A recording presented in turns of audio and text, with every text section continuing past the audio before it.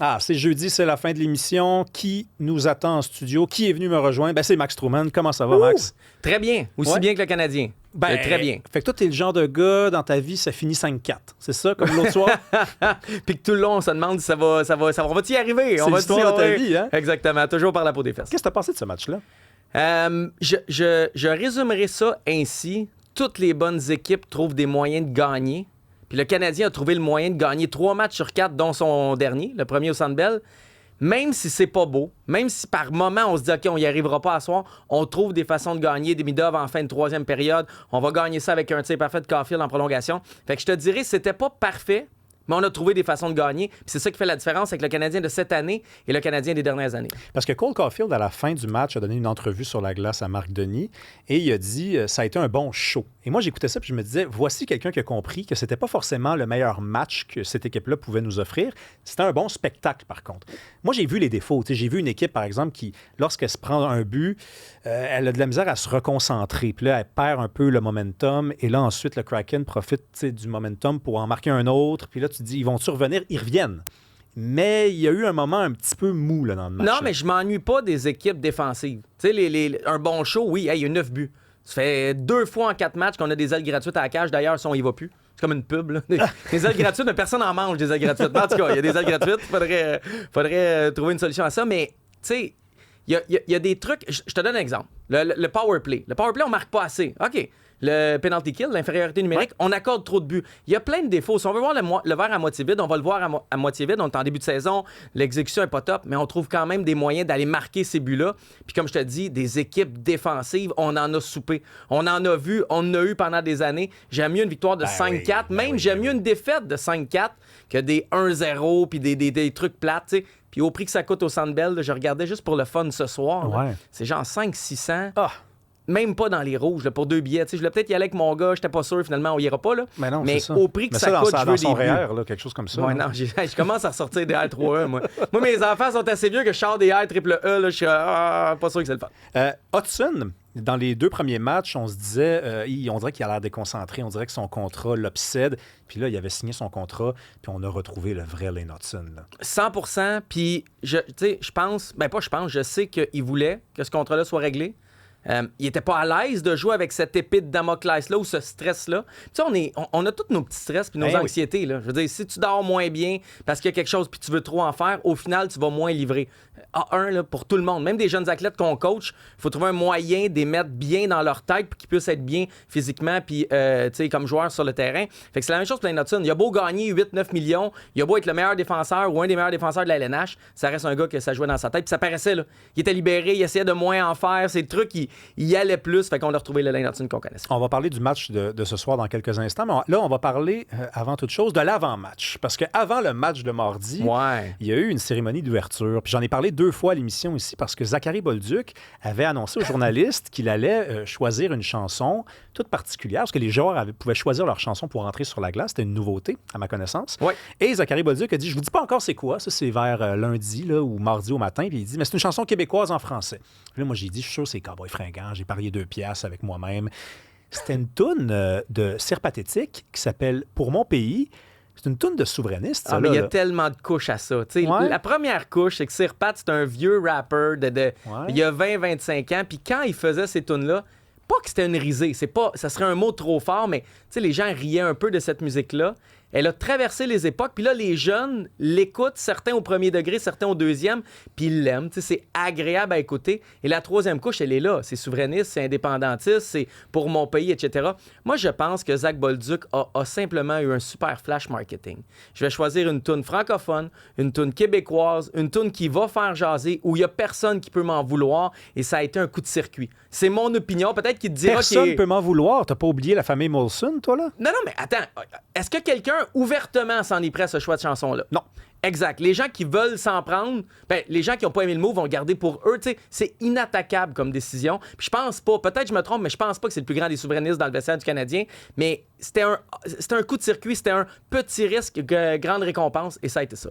Oui, évidemment qu'on ne sait pas s'il est souverainiste, on n'y a jamais posé la question, mais pour mon pays, là, moi j'ai remarqué de plein d'affaires. Je réfléchis peut-être trop, là, mais c'était quoi? C'était 10 secondes par chanson? C'était pas long, c'était 10-15 secondes. Puis ils n'ont pas pris le bout de la chanson où ils parlent du pays, là. Non, mais ils ont pris le refrain. Ils ont pris un morceau du refrain, mais pas le morceau où il parle du pays. Puis tu sais, je suis pas mal sûr qu'il y a quelqu'un en haut qui regardait les chansons qui étaient choisies. Ils ont regardé toutes les chansons. Ils ont refusé une chanson de P. Diddy.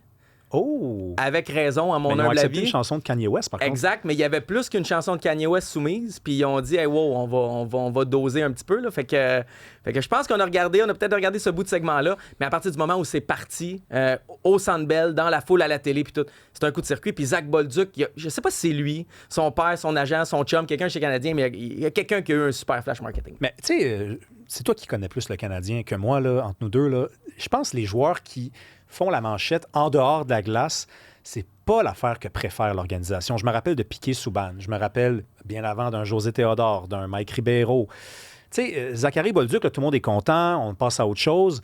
Mais si, mettons, il fallait qu'ils disent un autre truc à un moment donné, le Parti québécois prend le pouvoir dans un an, puis il passe un commentaire, tu vois-tu un petit potentiel de problématique quand même? Je rappelle que la famille Molson, c'est une grosse famille de fédéralistes au Canada, au Québec. Là. Ce que je sais, c'est que la nouvelle direction, Jeff Gorton, Kent Hughes et surtout Chantal Maccabé, ont pas de trouble avec les buzz en dehors de la glace pourvu que ce soit positif et pas trop sujette à critique, etc. Fait que pour ça, je suis sûr que tout le monde est content.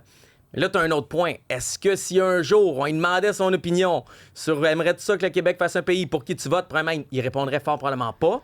Mais s'il répondait puis il partait une certaine polémique, on serait pas content. Mais je te jure, Chantal Maccabé est allé voir Cole Caulfield l'année passée ou il y a 2 ans pour lui dire « Hey, je sais qu'avant, on te demandait de pas brasser trop puis de te faire un peu gris-beige. Maintenant, tu nous donnes une belle personnalité. Sors-la, montre-la. » Fait qu'on encourage ça pourvu qu'on n'aille pas dans la polémique. Et c'est pour ça que je te dis que c'est un coup de circuit, Zach Bolduc.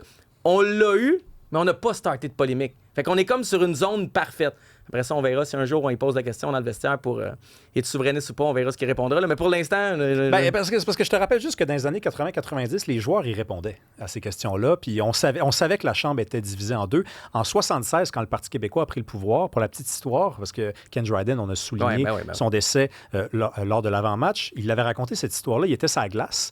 Puis tout le monde suivait les résultats de l'élection, puis... Durant les entractes, il y avait la moitié du vestiaire qui était content que le PQ l'ait emporté, puis tu avais l'autre moitié du vestiaire qui était des faces de bœuf. Tu sais. Fait qu'on le voit peut-être pas venir encore, là. C'est peut-être une obsession de ma part, mais moi, je pense que ça va se politiser bientôt, y compris le hockey.